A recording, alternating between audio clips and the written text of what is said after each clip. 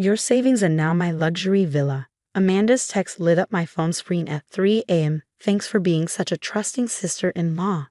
The view from my new balcony is going to be amazing. I stared at the message, my hand steady as I held my phone.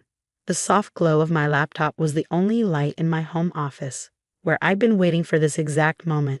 Another text buzzed through. Don't bother checking your accounts. I've already transferred everything. Sweet dreams.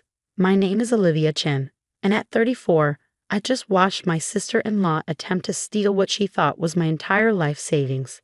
I should have been panicking, crying, or at least angry. Instead, I felt an odd sense of calm as I opened my banking app. The account showed exactly what I expected. $800,000 transferred out at 2:47 a.m. to an account I didn't recognize. I took a screenshot, adding it to my growing file of evidence. Then I sent Amanda a simple reply. Thanks for letting me know. I could almost picture her face as she read my response, her smug smile faltering just slightly at my lack of distress. She'd been planning this for months, probably expecting hysterical phone calls or desperate pleas. Instead, she got 2 words and radio silence. What Amanda didn't know was that I'm a forensic accountant. I spend my days tracking financial fraud and helping clients protect their assets. More importantly, she had no idea that the account she'd just emptied was a carefully crafted trap, set up 6 months ago when I first noticed her unusual interest in my finances. It started with casual questions at family dinners. How do you manage your money, Olivia? She'd ask, eyes sharp despite her relaxed tone. It must be nice having such a cushion to fall back on. My brother Mark, ever oblivious to his wife's schemes, would just smile and nod along. Then came the accidental glimpses of my bank statements when she visited, the careful mentions of her dream villa in the Mediterranean, and the not-so-subtle hints about family helping family. I recognized the signs. I'd seen them countless times in my work. The gradual gathering of information, the careful grooming of their target, the search for vulnerabilities. So I prepared. The account Amanda just emptied was real enough to withstand basic scrutiny. But every transaction had been carefully documented and reported to the authorities in advance. Each withdrawal she made would trigger automatic alerts to both my lawyer and the bank's fraud department. I opened my laptop and checked my secure email. Right on schedule, there were 3 notifications. One from the bank confirming suspicious activity, one from my lawyer acknowledging the predicted transfer, and one from the fraud investigation team requesting confirmation to proceed. My phone buzzed again. This time it was Mark, my brother. Olivia, we need to talk. Amanda told me what she did. Please don't do anything rash. She's just trying to give us a better life. I felt a familiar ache in my chest. Mark had always been protective of me after our parents died, but his marriage to Amanda 3 years ago had changed him. He'd become increasingly distant, defensive, and willing to justify Amanda's behavior, no matter how outrageous. Nothing rash, I typed back. Get some sleep, Mark. We'll talk tomorrow. I thought about the real money, safely secured in accounts Amanda would never find. The $800,000 she'd stolen was substantial, but it was a calculated sacrifice, enough to trigger serious legal consequences, but not enough to actually damage my financial security. Another text from Amanda. Don't bother calling Mark. He supports me 100%. You've always had it too easy anyway. It's time someone else got to enjoy the good life. I added the text to my evidence file. Each message was another nail in the coffin she was building for herself. I'd learned long ago that sometimes the best strategy was to let people reveal their true nature on their own terms. The last piece of my trap was already in motion. Before setting up the decoy account, I'd met with the real estate agent Amanda had been working with. The agent, alarmed by some irregularities in Amanda's loan application, had been more than willing to cooperate with my investigation. The villa Amanda thought she was buying. The down payment would go through, but the transaction would immediately trigger a fraud alert. By attempting to purchase property with stolen funds, she wasn't just committing theft. She was engaging in international wire fraud. I poured myself a glass of water and watched the sunrise from my office window. In a few hours, Amanda would probably be celebrating her victory with expensive champagne, planning her new life in the Mediterranean sun. She had no idea she just walked into a trap that would cost her everything. My phone buzzed one final time. A photo from Amanda, her holding a glass of champagne. The contract for the villa clearly visible on the table in front of her. Au revoir, she wrote. Don't worry, I'll send you a postcard from my new villa. I smiled, saving the photo. In the background of her celebratory shot, I could clearly see the fraudulent wire transfer documentation. It was the final piece of evidence I needed. I sent one last text to my lawyer. She took the bait, everything proceeding as planned. Then I went to bed, sleeping soundly for the first time in months. Tomorrow would bring chaos, but for now I had the peace of knowing that sometimes the best revenge is simply being prepared. I woke up to 17 missed calls and 32 text messages. Amanda's celebratory tone from last night had shifted dramatically, replaced by increasingly frantic messages. What's wrong with the transfer? Why is the bank calling me? Answer or your fate told me. You did something, didn't you? I took my time getting ready, brewing my favorite coffee and settling into my home office before responding to anyone. The bank's fraud department had already sent their morning update. Amanda's attempt to wire the money internationally had been flagged and frozen. Her dream villa was slipping through her fingers. Mark's messages were different, a mix of anger and desperation. How could you do this to us? Amanda's crying. She said you set her up. We're family, Olivia. Family helps family. I thought about my brother, about the way he changed since meeting Amanda 3 years ago. He'd gone from my protective older brother to someone who enabled his wife's worst impulses, all in the name of family.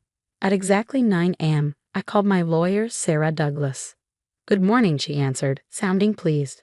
I assume you've seen the notifications. The bank's fraud department is building quite a case. What's our next step? I asked, taking notes as she outlined the proceedings. The bank had frozen not just the stolen funds, but all of Amanda's accounts. The international wire transfer attempt had triggered multiple fraud alerts, and her previous financial activities were now under scrutiny. She's been busy, Sarah noted. The bank found evidence of other suspicious transfers. Looks like you weren't her first target, just her biggest. That didn't surprise me. In my work as a forensic accountant, I learned that financial predators rarely started with big scores. They built up to them, testing boundaries and perfecting their techniques. My doorbell rang at 10:30 a.m. Through the security camera, I saw Amanda standing there, makeup perfect but her designer outfit slightly disheveled.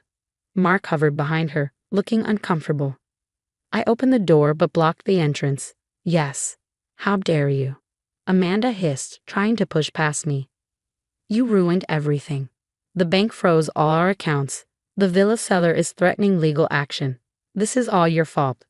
I stayed calm, remembering the security cameras recording every moment. My fault. You tried to steal my savings, Amanda. Did you really think I wouldn't notice? Notice? You trapped me. She was practically screaming now. You set up that account on purpose. You wanted this to happen. Amanda, I said quietly, you just admitted to stealing my money. On camera, would you like to confess to anything else while you're here? She stepped back, finally noticing the security cameras. Mark put his hand on her shoulder, trying to pull her away. Olivia, please, he pleaded. We can work this out. Just tell the bank it was a misunderstanding. I looked at my brother, really looked at him. The confident, protective older brother I'd grown up with was gone, replaced by someone who would rather enable theft than face an uncomfortable truth. It's not that simple, I explained. The bank's fraud department is involved now. They found other suspicious transfers in Amanda's history. This goes beyond just me. Amanda's face went pale. You're lying. They can't look at my other accounts. They can when you attempt international wire fraud. Every transaction you've made in the last 7 years is being reviewed. Mark's hand dropped from Amanda's shoulder. Other accounts? Amanda, what is she talking about? But Amanda was already backing away, her carefully constructed world crumbling around her. This isn't fair. You had all that money just sitting there, and I needed it more than you did. The villa was supposed to be our fresh start. A fresh start built on stolen money? I shook my head. The police will be contacting you soon. I suggest you get a lawyer. As they left, I heard Amanda starting to cry, telling Mark none of this was her fault, that I was just jealous of their happiness. But I could see doubt creeping into my brother's expression for the first time. Inside, I found more messages waiting. The bank wanted to schedule a formal interview. The fraud department had uncovered transfers from at least 3 other victims. Sarah had already started preparing documentation for a civil suit. I sat down at my desk, pulling up the file I'd been building for months. Every suspicious question Amanda had asked about my finances, every accidental glimpse of my bank statements, every conversation about her dreams of Mediterranean luxury. It was all documented, painting a clear picture of premeditation. My phone buzzed with a text from Mark. The bank called. They're saying Amanda stole from other people too. Tell me you didn't know about this. I suspected, I replied honestly. That's why I was prepared. I don't know what to believe anymore, he wrote back. She's locked herself in our bedroom, calling everyone we know for loans. She keeps saying you tricked her, but did I miss something? Was I blind? My heart ached for him. Come over tomorrow, I suggested. We need to talk. Just us. That evening, I received an email from the villa's real estate agent. Amanda's wire transfer had been rejected, and they were filing their own fraud report. Her dream of Mediterranean luxury had officially died. More messages poured in as word spread. Other victims of Amanda's financial manipulation started coming forward, sharing similar stories. She'd taken advantage of family connections, used emotional manipulation, and always played the victim when confronted. I thought about the moment 6 months ago when I first suspected Amanda was targeting me. I could have confronted her then, could have warned her off, or exposed her schemes immediately. But years of working in forensic accounting had taught me that people like Amanda never stopped until they faced real consequences. By setting my trap and letting her walk into it, I hadn't just protected myself. I created an opportunity for all her victims to find justice. Sometimes the kindest thing you can do is let someone face the results of their own actions. As night fell, I sat in my quiet house, looking through old family photos. There was Mark at my college graduation, beaming with pride. Us at our parents' last anniversary party. Holidays, birthdays, countless moments before Amanda entered our lives and twisted everything. I miss you, I texted Mark. The real you. Minutes passed before his response. I miss me too. The next 3 months unfolded like a carefully orchestrated symphony, each revelation adding to Amanda's downfall. The bank's investigation uncovered a pattern of financial manipulation spanning 5 years. Beyond the 3 victims we initially knew about, 4 more came forward with similar stories. Mark showed up at my door one rainy evening, looking older than I'd ever seen him. The police interviewed me today, he said, slumping onto my couch. They showed me everything. All the transfers, the manipulation, the lies. How did I not see it? I handed him a cup of coffee and sat beside him. She was good at what she did. That's why she got away with it for so long. Did you know, he said, staring into his cup, she was planning to leave me once she had the villa? The police found emails to some guy in Greece. She was going to take the money and just disappear. I hadn't known that detail, but it didn't surprise me. Amanda had always seen Mark as a means to an end, a stepping stone to the luxury lifestyle she craved. The criminal charges came down like hammer blows. Multiple counts of fraud, attempted wire fraud, identity theft, and financial exploitation. Amanda's lawyer pushed for a plea deal, but the evidence was too overwhelming. My careful documentation, combined with the bank's investigation, had created an airtight case. 7 years, Mark told me after the sentencing, plus restitution to all the victims. He'd filed for divorce the week before, finally accepting that the woman he'd married was a carefully crafted illusion. My $800,000 was returned, though I'd never actually been at risk. The real satisfaction came from helping Amanda's other victims recover their losses. My testimony as a forensic accountant, combined with the evidence I gathered, ensured they all received restitution. Late one night, I received a letter from Amanda, sent from prison. You think you're so clever, setting me up like that. But you ruined everything. I had dreams, plans. That villa was supposed to be my fresh start. I hope you're happy with yourself, sitting in your perfect little house with your perfect little life. You'll always be alone. I filed the letter with the others, evidence of her unrepentant nature. She still didn't understand that this wasn't about cleverness or winning.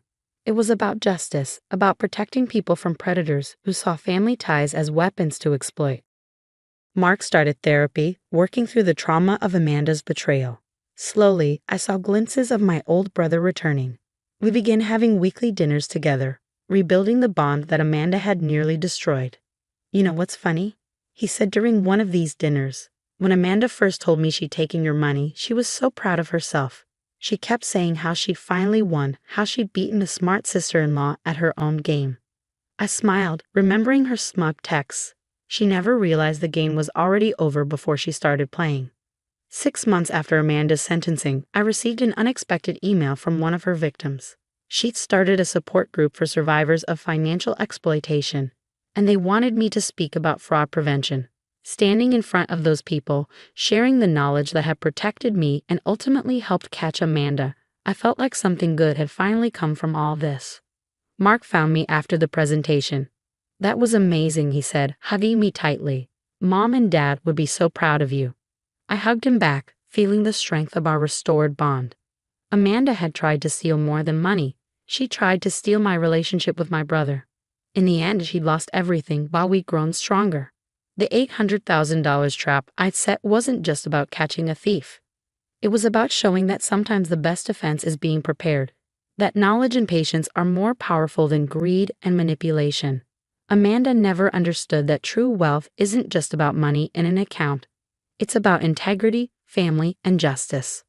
My security cameras caught the last time Amanda's expensive car pulled away from my house. Sometimes I watch that footage and think about how confident she was, how certain of her victory. She never realized she wasn't the predator in this story. She was the prey, caught in a trap of her own making.